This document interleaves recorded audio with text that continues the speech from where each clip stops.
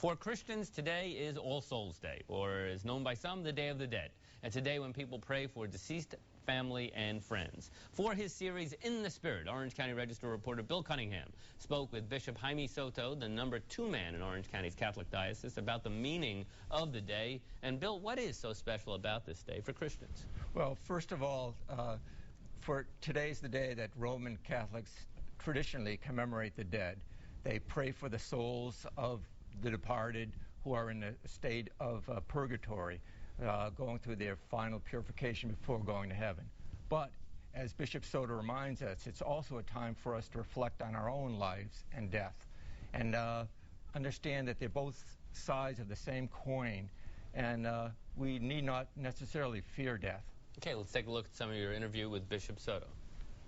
Bishop Jaime Soto, why is All Souls Day so important to Catholics?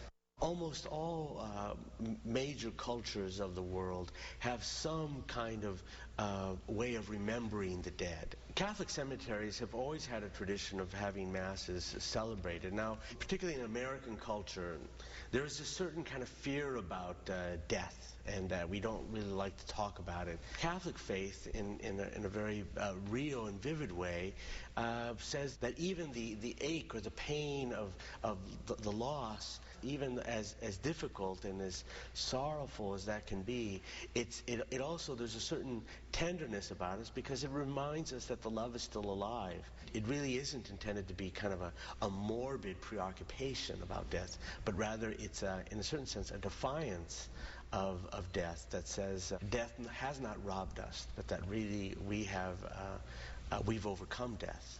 Here and in other places, it is customary for people to go, in a certain sense, have a picnic in the cemetery, with the idea that, again, you know, through faith's eyes, that we can share a meal with those who have gone on ahead of us. Death is very much a part of life. To a certain extent, that's why we've come into the world, is to give of ourselves, and ultimately, that gift is going to be complete in death.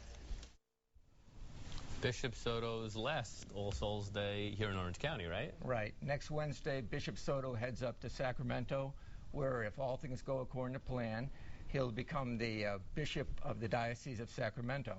But before he leaves, like tomorrow at St. Boniface Church in Anaheim, they'll be having a farewell mass for Bishop Soto. Okay, Bill Cunningham, the series is called In the Spirit. We'll see you next week. Thank you.